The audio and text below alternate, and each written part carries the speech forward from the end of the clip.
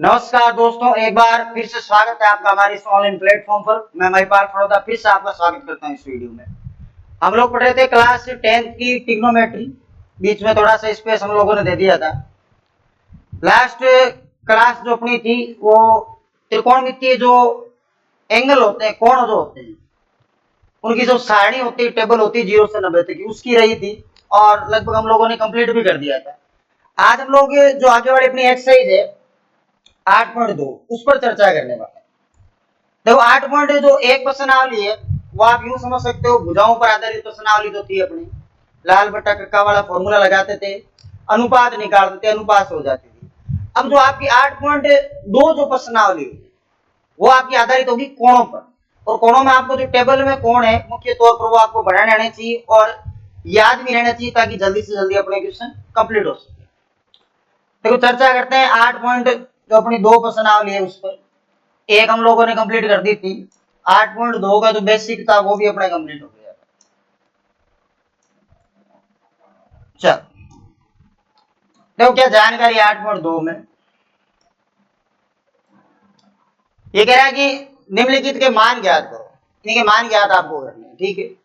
sin 60 cos 30 sin 30 cos 60, सारणी से table से आप मान जरूर देख ले।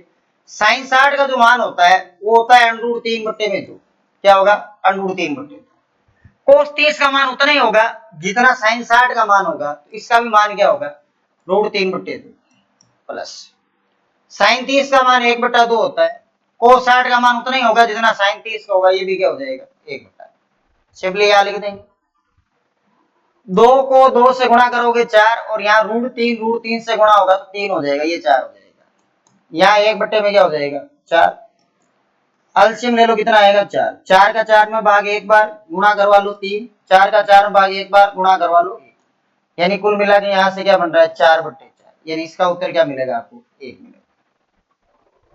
ज्यादा कोई खास चीजें इसमें है नहीं, केवल और केवल मात्र कैलकुलेशन का क्वेश्चन है। आपके पास जो एंगल है जो भी है उनकी वैल्यूज आपको पता रहनी जरूरी है, हमेशा इसे ध्यान रखा करो। साइन और कोस का जोड़ जहां 90 हो रहा है वो सेम वैल्यू आती है। जैसे देखो कोस साइन में जो 60 की वैल्यू 30 की है, 60 और 30 देखो इसको जोड़ोगे तो 90 हो रहा है कि नहीं हो रहा है? 30 और 60 को जोड़ोगे तो 90 होगा कि नहीं होगा? 45 पर दोनों की वैल्यू बराबर होती है। इसकी 0 की वैल्यू उसकी 90 के बराबर, इसकी 90 की वैल्यू उसकी 0 के बराबर। एक दूसरे के कॉम्प्लीमेंट्री एंगल होते हैं, पूरा कोण होते हैं। जहां जोड़ 90 हो रहा है वो सेम वैल्यूज होगी। अगर याद आपको सीधी है तो सीधी यहाँ वैल्यूज पुट करो, बड़ी आसानी से आपको उत्तर प्राप्त हो जाएगा। चल अगला है कि 2 tan 45 plus cos square 30 minus sin square 60 का मान क्या होगा? क्या आप सब ये जानते हो tan 45 का जो मान होता है वो 1 होता है। कितना होता है? 1 पर क्या हो जाएगा? स्क्वायर। स्क्वायर है तो स्क्वायर कर दो। cos में 30, sin में 60 का जितना मान होगा उतना cos 30 होगा, √3/2 होगा। स्क्वायर इसके ऊपर स्क्वायर। sin 60 का मान होता है √3/2, इसका क्या हो जाएगा? स्क्वायर हो जाएगा। बड़ा ही सिंपल क्वेश्चन है ये। एक का स्क्वायर 1 होता है तो 2 गुणा क्या हो जाएगा? स्क्वायर से रूट काट दो, 2 का स्क्वायर 4, स्क्वायर से रूट काटो 2 का स्क्वायर 4। अब आपको ये दोनों सेम नजर आ रहे होंगे तो 3/4 से 3/4 काट दो तो आपका उत्तर क्या आ जाएगा? 2। बड़े आराम से लिख सकते हैं, कोई समस्या वाली कहानी नहीं है। जैसे जैसे वैल्यूज है टेबल से आप वैल्यूज उठा के इसके अंदर रखो, वैल्यूज उठा के रखोगे तो आपकी वैल्यूज बढ़ जाएगी, कोई तकलीफ वाली बात नहीं। चलिए और आगे बढ़ाते हैं। हाँ ये अच्छे क्वेश्चन। ये कह रहा है कि cos 45 का मान होता है 1/√2। कुछ कैलकुलेटिव क्वेश्चन भी है। 1/√2 अपॉन sec 30 का मान, cos 30 का कितना होता है? √3/2। sec 30 का क्या होगा? 2/2 प्लस cosec 30 का मान, sin 30 का कितना होता है? 1/2 cosec 30 का मान होगा। तो ये वैल्यू रखने के बाद केवल कैलकुलेशन है। कैलकुलेशन कैसे करेंगे? देखो ये तो है 1/√2 अपॉन इसका एलसीएम कितना आएगा? √3। कितना आएगा? √3। इसके नीचे एक मान का एलसीएम ले लो, यहाँ 2, यहाँ क्या हो जाएगा? 2/√3। एक का भाग देंगे तो यहाँ पर हो जाएगा √3, 2 √3 हो जाएंगे। अगर कभी भी आपके पास में ऊपर एक भिन्न हो, हमेशा ध्यान दें a/b की, नीचे एक भिन्न हो c/d की। इस भिन्न का सॉल्यूशन लिखते हो तो ऊपर वाली भिन्न जैसी है वैसी रखो, गुणे का चिन्ह लगा दो, अंश ऊपर चला जाएगा, हर ऊपर चला जाएगा, अंश नीचे रह जाएगा, डी बाई सी हो जाएगा। तो इस नियम के आधार पर आप इसको क्या लिख सकते हो, इसको आप लिखोगे कि 1/√2 एज इट इज रह जाएगा, √3 जाएगा ऊपर और नीचे यहाँ क्या बनेगा 2 + 2√3 होगा। यहां तक मेरे हिसाब से किसी भी प्रकार की कोई तकलीफ आपकी नहीं है। चलिए अब क्या करेंगे,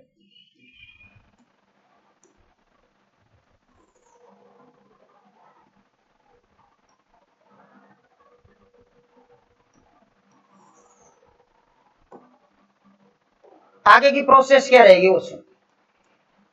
प्रोसेस ये है, यहां से आपको कुछ कॉमन नजर आ रहा है क्या, बिल्कुल 2 कॉमन नजर आ रहा है।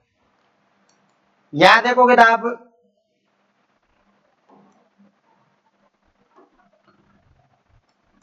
2 तो कॉमन ले लेंगे तो ऊपर √3 बचेगा। नीचे वाले स्टेप को ध्यान से देखो, यहाँ √2 पहले से ये ऑलरेडी है, इसमें से मैं 2 को कॉमन ले रहा हूं, 2 को कॉमन लेने से यहाँ 2 बार आ जाएगा 2√2, यहाँ क्या बचेगा √3 + 1, क्या बचेगा √3 + 1। एक ही बात है, √3 + 1 लिखो, 1 + √3 लिखो, एक ही बात है, कोई दिक्कत नहीं। इसका आपको परिमेयकरण करना, अगर आपको अंतिम उत्तर तक पहुंचना है क्या करना पड़ेगा, परिमेयकरण। परिमेयकरण का मतलब है हर की विपरीत चिन्ह राशि से गुणा भाग। आप √3 - 1 से गुणा करवा दो, √3 - 1 से भाग दे, विपरीत चिन्ह राशि से गुणा भाग हो गया। ऊपर क्या बन रहा है √3 और साथ में लिख दो √3 - 1, यहाँ 2 √2 ऑलरेडी है अपने पास में। यहाँ देखो a + b a - b क्या होता है a का स्क्वायर मतलब √3 का स्क्वायर माइनस b का स्क्वायर मतलब क्या होगा a का स्क्वायर, यही बढ़ने वाला है। ऊपर अगर गुणा करूं तो ये भी रूट में, ये भी रूट में क्या बनेगा 9 बनेगा, माइनस रूट में क्या हो जाएगा 3 हो जाएगा बटे, यहाँ 2 √2 तो ऑलरेडी है और गुणे में क्या आ जाएगा, यहाँ देखोगे तो रूट हटेगा तो 3 और माइनस क्या हो जाएगा 9 में से बाहर कितना आता है 3 माइनस क्या हो जाएगा √3 बटे 2 √2 तो ये रहे, यहां से आया 2 2 दूनी क्या हो जाएगा 4, ये हो जाएगा 4 √2। यहां तक तो आप छोड़ सकते हो। पूरा एनसीईआरटी का मैच करना चाहते हो तो इस √2 को हटा दो, कैसे हटाओगे √2 को हटाने के लिए √2 से गुणा √2 से भाग। हमेशा ध्यान दे अगर कहीं पर भी आपको ऐसी स्टेप्स नजर आती है 1/√2 की तो इसका परिमेयकरण करते हैं √2 से गुणा √2 से भाग, इस तरीके से। यही अगर अपने पास में 1/√2 है तो 1/√2 का जो रेशनलाइजेशन होता है परिमेयकरण होता है वो कैसे करते हैं, √2 से गुणा करवा दो, √2 से क्या करते हैं भाग कर दो। इससे क्या होता है कि वो √2 हट जाता है, √2 को √2 से गुणा करवाने पर कितना आता है 2 आता है, √3 को √3 से गुणा करवाने पर कितना आता है 3 आता है। अब यहाँ देखो आप कैलकुलेशन क्या बनने वाली है, कैलकुलेशन क्या बनेगी, अगर √2 को मैं इससे गुणा करवाता हूं तो ये 3 √2 होगा कि नहीं होगा, √2 को मैं इससे गुणा करवाता हूं तो √6 होगा कि नहीं होगा, √6 कहां से है दोनों रूट के अंदर है, ये दोनों से गुणा होगा। इस √2 को मैं इस √2 से गुणा करवाता हूं तो क्या आएगा 8, तो आपको उत्तर क्या आ जाएगा 3 √2 माइनस √6 और बट्टे में क्या आ जाएगा 8 आ जाएगा। बेहतर तरीके से समझ सकते हैं, कोई समस्या वाली बात इसमें नहीं। देख लो कोई तकलीफ है तो किसी भी प्रकार की इसमें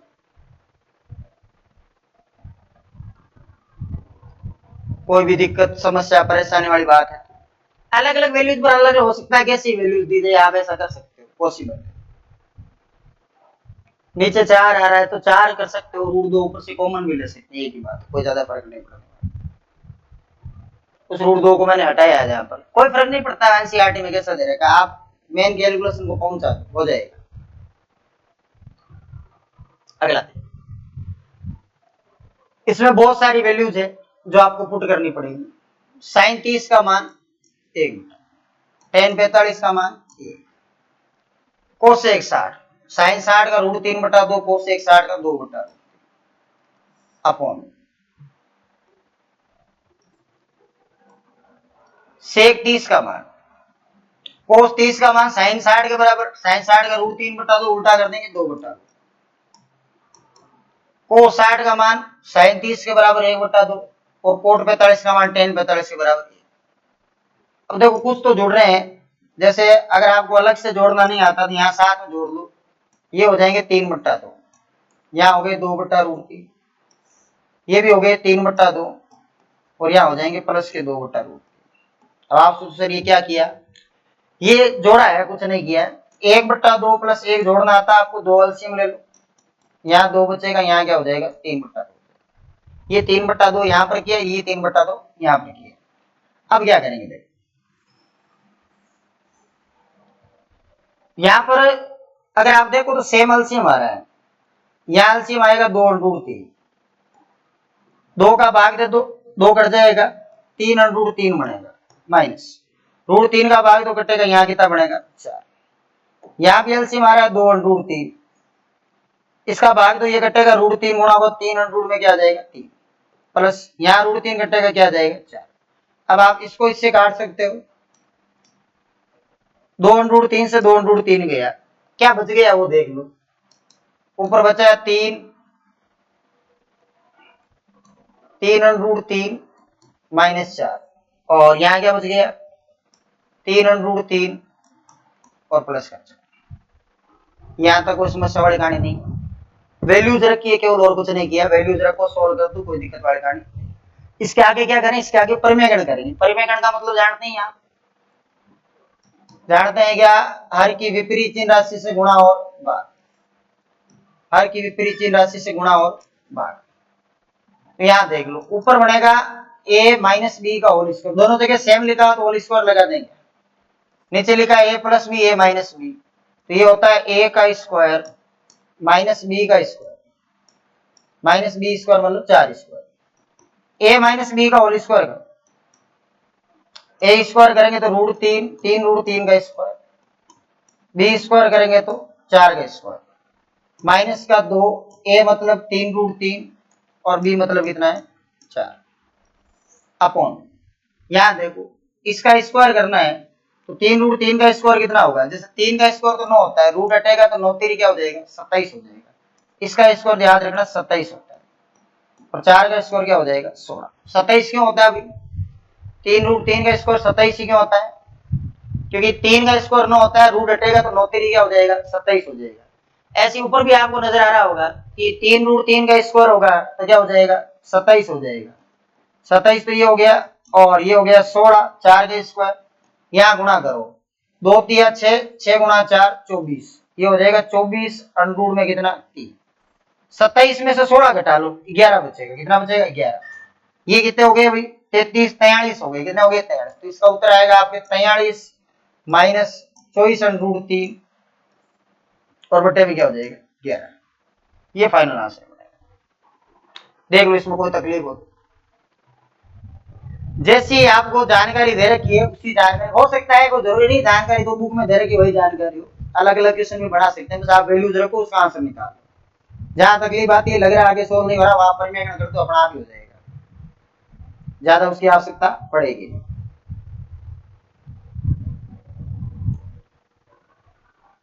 अगला क्या कह रहा है देखो,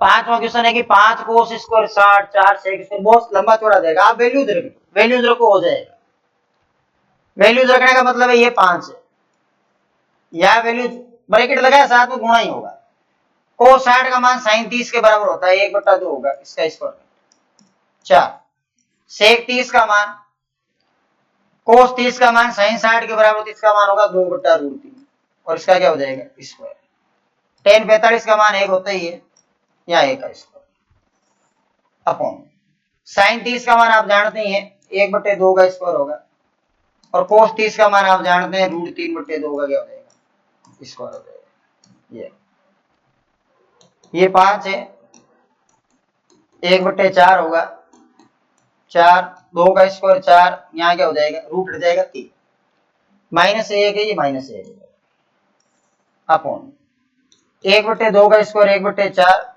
यहाँ हो जाएगा 3 में कितना 4, स्क्वायर से हमेशा रूट हटता है, और 2 का स्क्वायर कितना हो जाएगा 4 हो जाएगा।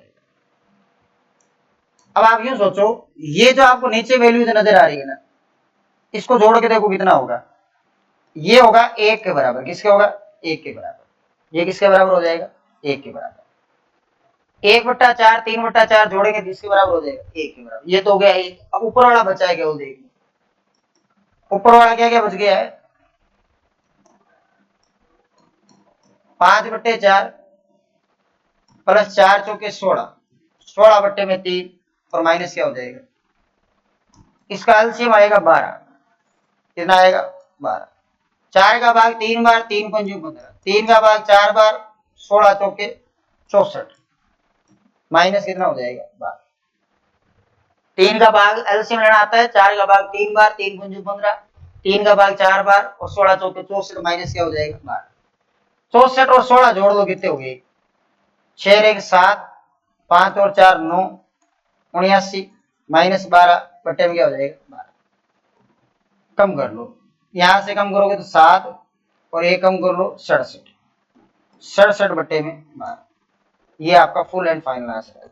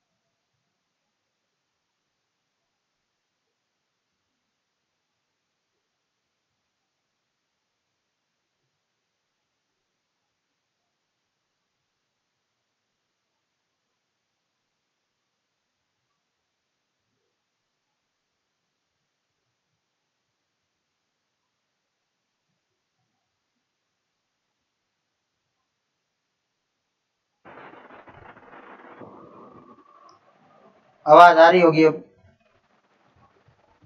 हाँ, एक बार इसको और मैं रिपीट कर देता हूं, देखो एक बार और रिपीट कर देते हैं। यहाँ पर वैल्यूज आप पुट करोगे, जो जो आपके लिए एंगल है, एंगल की वैल्यूज आप पुट करोगे। वैल्यूज अगर यहाँ देखोगे 1/2 का स्क्वायर 1/4, रूट 3/2 का स्क्वायर 3 बट्टे में क्या हो जाएगा? 4। इनको जोड़ोगे कितना हो जाएगा? ये नीचे वाला पूरा हट जाएगा, पोर्शन की जोड़ दिया है। 5/4, 16/3 माइनस क्या हो जाएगा? 1 हो जाएगा। अब आप इनका एलसीएम लोगे तो 12 होगा, कैलकुलेशन करो, 79 में से 12 आ जाएगा, 67 बट्टे में क्या आ जाएगा? 12 आ जाएगा। हाँ, कोई भी दिक्कत इनमें नहीं आती। जब आप वैल्यूज सही पुट करोगे तो किसी भी प्रकार की आपको परेशानी का सामना नहीं करना पड़ेगा। एक भी आपने वैल्यूज अगर गलत पुट की है तो वो क्वेश्चन वैसे ही सोल्व नहीं होना है। थोड़ी थोड़ी इसमें परेशानी अगर आती है तो आप परिमेयगण की विधि का ध्यान दें। परिमेयगण कैसे करते हैं? हर की विपेक्षित राशि से गुणा और क्या करवाना है? भाग करवाना है। चलो और आगे बढ़ाते हैं इसमें। अगला कह रहा है सही विकल्प चुनिए और अपने विकल्प का औचित्य भी दीजिए। विकल्प सही चुना मतलब कैलकुलेशन करनी कुल मिला के पूरी। ये 2 tan 30 का मान आप जानते हो कितना होता है? 1/√3 होता है। tan 30 का मान 1/√3 और इसका क्या हो जाएगा? स्क्वायर हो जाएगा। यहां से ये 2/√3 होगा कि नहीं होगा? यहां से कितना हो जाएगा भाई? 1/3। स्क्वायर से रूट हटता है, हमेशा ध्यान रखो। 1 बट्टे में क्या हो जाएगा? 2/√3 है। एलसीएम ले लो 3 को, तो यहाँ 3 प्लस क्या हो जाएगा? 1।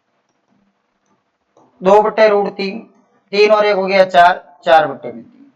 अब ऐसी भिन्न के बारे में आपको मैंने जानकारी बताई थी कि ऊपर वाला जो पक्ष है वो जैसा है वैसा रहने दो, गुणे का चिन्ह लगा दो, नीचे वाला ऊपर आ जाएगा, ऊपर वाला नीचे रह जाएगा। यही बात थी। A/B, C/D, तो D बाई क्या हो जाएगा? C हो जाएगा। अब आप इस 2 से 4 को काट दो 2 बार, ऊपर क्या बचेगा? 3। यहाँ है √3, इंटू में क्या हो जाएगा? 2 हो जाएगा। अगर आप √3 की बात करो, 3 को मैं ऐसा लिख सकता हूँ क्या? √3 इंटू √3, और यहाँ भी √3 और गुणे में क्या हो जाएगा? 2 हो जाएगा। तो यहाँ अगर आप देखोगे तो √3 से √3 और कट जाएगा, क्या उत्तर आया? √3/2 आएगा। किसकी वैल्यू इसमें से? sin 60 का मान बिल्कुल सही बात है, cos 60 का नहीं, tan 60 का नहीं, sin 30 का नहीं, बिल्कुल पहला ऑप्शन ही होगा, ए ऑप्शन।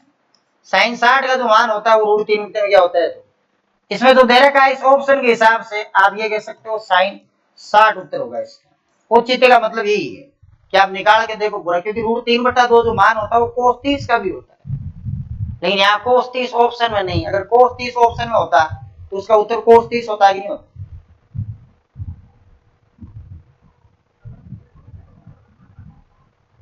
हाँ, कोई भी दिक्कत इसमें नहीं होनी चाहिए।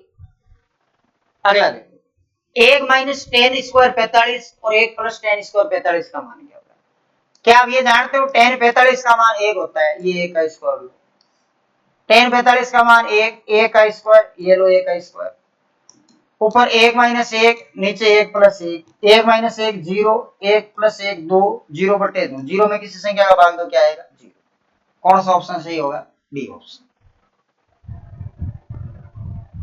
है कोई तकलीफ इसमें? किसी भी प्रकार की कोई भी परेशानी का सामना आपको इनमें नहीं करना पड़ेगा। अगर आप बेहतर तरीके से टेबल बनाना जानते हो, वैल्यूज रखना जानते हो और थोड़ी सी ढंग की कैलकुलेशन करते हो, माइनस प्लस की मिस्टेक्स नहीं करनी है।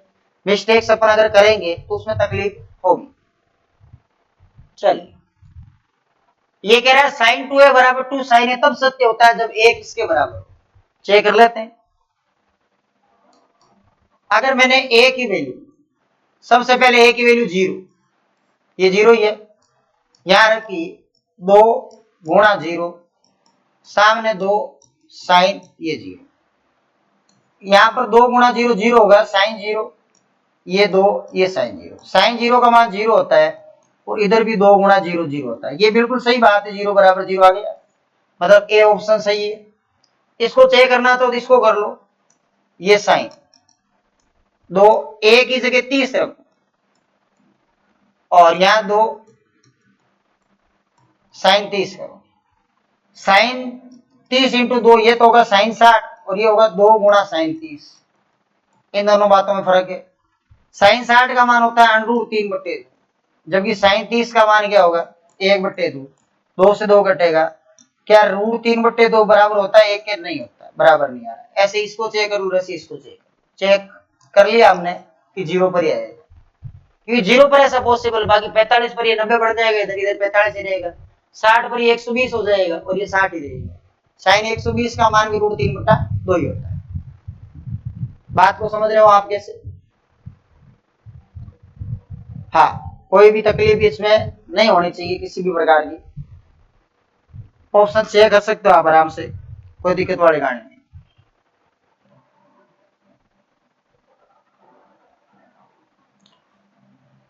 चलो इसका बता दो, ये अच्छा क्वेश्चन, वेरी इंपॉर्टेंट। ये कह रहा है 2 tan 30, 2 और यहां पर क्या लिखा हुआ है? tan 30। 1 - tan² 30। tan 30 का मान आप जानते हैं 1/√3 होता है। tan 30 का मान 1/√3 होगा, इसका क्या हो जाएगा? स्क्वायर हो जाएगा। यहां 2/√3 ही होगा, ऊपर तो 1 - अभी किया था ऐसा क्वेश्चन, स्क्वायर से रूट हटेगा 1/3, तो यहाँ ऊपर तो आप देख लो 2/√3 ही। 1 - 1/3 करना आता है, कैल्शियम ले लो 3 को, यहाँ 3 हो जाएगा, यहाँ क्या हो जाएगा? 1 हो जाएगा। ये 2/√3, इसके पूरे के बट्टे में क्या आएगा? पूरे के बट्टे में 2/3 आ जाएगा, ऐसे ही बनेगा। यहाँ तो 2/√3 है, मल्टीप्लाई का चिन्ह लगेंगे, इसको ऊपर लाएंगे, इसको नीचे ले जाएंगे, 2 से 2 कट जाएगा, यहाँ आएगा 3, ये आएगा √3। ऊपर वाला जो 3 है, इस 3 को क्या लिख सकते हो? √3 × √3, बटे में क्या हो जाएगा? √3। फिर √3 से √3 कट गया, क्या बचा? √3। क्या चीज होती है √3? cos 60 का मान नहीं होता है, sin 60 का मान नहीं होता है, tan 60 का मान बिल्कुल होगा, और sin 30 का मान है। √3 जो मान होता है वो tan में किसका होता है? 60 डिग्री का होता है। किसका होता है? 60 डिग्री का। तो tan 60 का जो मान है वो √3 है, तो √3 आप मान रख दो, कोई दिक्कत वाला नहीं। चलो और आगे बढ़ाते हैं, देखो कितने क्वेश्चन है इसमें। चलो आज इसको कंप्लीट कर देते। Sine a + b, sorry tan a + b बराबर क्या दे रखा है? √3 दे रखा है। कैसे देते हैं इनका जवाब देखो, यहां पर तो tan है a + b, सामने क्या लिखा हुआ है? √3 लिखा हुआ है। tan इधर है, इधर √3 लिखा हुआ है। ये tan में √3 कितने का मान होता है? अभी निकाला था tan 60 का मान होता है, जिसका होता है tan 60। इसको टेन 60 कहते। यहां लिखो बोथ साइड कंपैरिजन किया आपने, तुलना करने पर। तुलना करने पर आप यूं बताओ कि इधर सिर्फ a प्लस डी आएगा, इधर क्या आएगा 60। इसको बना दो समीकरण नंबर कितनी, एक वैल्यू आपको और दे रखी है कि टेन ए माइनस बी, टेन ए माइनस बी बराबर 1/√3। 1/√3 होती है वो टेन में कितने की वैल्यू होती है, 1/√3 टेन में वैल्यू होती है 30 की, ये 30 की। कंपैरिजन करो दोनों, a माइनस बी बराबर कितना होगा 30, ये 30। इसको बना दो समीकरण नंबर 2। आपको a और b की वैल्यू बतानी है, और a और b में पहले कह रहा है कि जोड़ने पर या तो 90 के बराबर या 90 से क्या होंगे छोटे। अब आप इन दोनों समीकरणों को जोड़ो तो b कटेगा a आ जाएगा। तो यहां पर क्या काम करोगे, जो आपकी इक्वेशन नंबर फर्स्ट और जो आपकी इक्वेशन नंबर सेकेंड है, इन दोनों को ऐड कर दो। इनको ऐड करोगे तो ऐड कैसे करते हैं, a प्लस बी बराबर 60, a माइनस बी बराबर कितना 30। दोनों को जोड़ो, यहां से आएगा 2a क्योंकि b से b कट जाएगा, 60 और 30 90। तो यहां से बोलो a कितना आएगा 90 बट्टे में 2, यानी यहां से जो a की वैल्यू आएगी वो कितनी आएगी 45 45। a की वैल्यू 45। b कैसे निकालो, a की वैल्यू तो 45 आ गई, b कैसे निकालेंगे बताओ। b a का मान या तो समीकरण 1 में या समीकरण 2 में पुट कर देंगे। इसमें पुट कर दो, मान लो a की जगह 45 रखो, प्लस का b है, यहां आ जाएगा 60, 45 को उधर ले लो तो b बराबर क्या आ जाएगा 60 माइनस 45। तो यहां से जो b की वैल्यू आएगी वो बेहतर तरीके से क्या आ जाएगी 15 डिग्री। ये देखो कोई तकलीफ है तो इसमें बड़े सुव्यवस्थित तरीके से इसको लिखा जा सकता है, कोई दिक्कत वाली कहानी नहीं है इसमें। हाँ, बड़े आसान से शानदार से क्वेश्चन है, सुविधाजनक क्वेश्चन है। घंटे 2 घंटे का पूरा ही चैप्टर है ये, 2 घंटे में लगभग खत्म हो जाता है ये चैप्टर। 8-10 नंबर लगभग आरबीएससी 8-10 नंबर में देती है, तो राजस्थान बोर्ड है। कुछ बड़े क्वेश्चन भी, कुछ इनमें से भी क्वेश्चन जो आते हैं। एक क्वेश्चन और इसके बाद में आपकी ये कंप्लीट हो जाएगी एक्सरसाइज भी, बाकी अगली वाली क्लास में देखेंगे हम लोग। अगला कह रहा है बताइए कि निम्नलिखित में से कौन सत्य है कौन असत्य है, और सत्य है तो क्यों, असत्य है तो क्यों, ये भी बता दो, साथ में उत्तर की पुष्टि कर दो। क्या ऐसा पॉसिबल है क्या, नहीं, ये तो गलत है।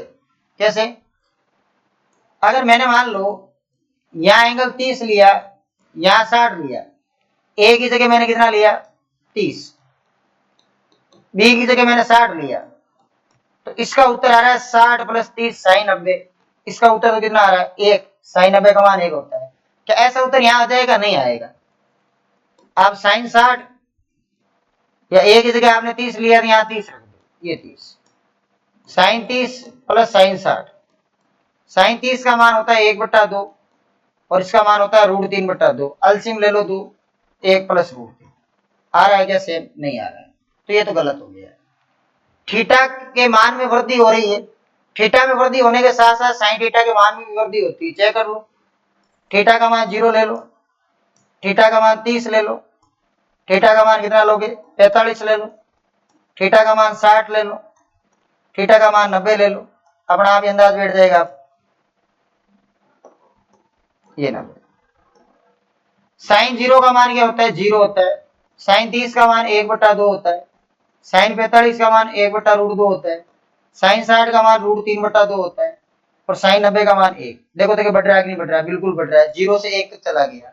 सही कह रहा है, थीटा के मान में वृद्धि होने के साथ साथ साइन थीटा के मान में वृद्धि होती है, ये बात बिल्कुल सत्य है। सारणी में भी आप देख सकते हैं, लेकिन ये गलत होगा, कारण सारणी में अगर आप देखोगे ना cos 0 की वैल्यू क्या होती है 1, फिर वैल्यू घटती जाती है नहीं कि बढ़ती। ये कह रहा है थीटा में वृद्धि होने के साथ कोस के मान में भी वृद्धि होती है, ऐसा पॉसिबल है क्या, नहीं है, ऐसा पॉसिबल नहीं है। थीटा के मान में अगर वृद्धि आप करोगे तो कोस के मान में कमी होती है, वृद्धि नहीं होती है। डिक्रीजिंग होता है, ध्यान रखना, बढ़ता नहीं है। ये लो इसको काट दो, ऐसा है। कारण आप चेक कर सकते हो, 0 30 45 60 90 रख के देख लो, उल्टा आएगा 1 0 ऐसे बढ़ेगा, 1 रूट 3 बट्टा 2, 1 बट्टा रूट 2, 1 बट्टा 2 और लास्ट में हो जाएगा 0। 90 पर मान क्या होता है 0। थीटा के सभी मानों पर साइन और कोस बराबर होते हैं? नहीं, थीटा के सभी मानों पर नहीं होते हैं, केवल और केवल थीटा बराबर 45 डिग्री पर ये बराबर हो सकते हैं। 45 के अलावा किसी भी मान पर ये बराबर नहीं हो सकते। ए बराबर 0 पर कोट ए परिभाषित नहीं होता है। ए बराबर 0, टेन 0 की वैल्यू 0 होती है, कोड 0 इनफाइनाइट होता है। सही बात है, बिल्कुल कोड 0 परिभाषित नहीं होता है, ये बिल्कुल सत्य बात है। ये आपकी 8.2 प्रश्नावली थी, ज्यादा हम लोगों ने इसमें समय नहीं लिया है, कम समय में इसको न्यूनतम समय में हम लोगों ने सोल्व कर दिया है और बेहतर तरीके से उम्मीद करता हूं आपके क्लियर भी रही होगी। बस क्वेश्चनों का ये ध्यान रखें, क्वेश्चनों को जब हैंडल करें कैलकुलेशन मिस्टेक्स नहीं करें। वैल्यूज जो भी आपके पास एंगल कैसा ही क्वेश्चन है, जरूरी नहीं एनसीईआरटी के क्वेश्चन हो, वैल्यूज आप याद रखें और पॉसिबल रहे तो साइन की वैल्यूज याद रखें, साइन की हेल्प से कोस और टेन की वैल्यूज याद रखें, ज्यादा बेटर है। मिलते हैं अगली क्लास में, तब तक के लिए धन्यवाद। जय हिंद, जय भारत।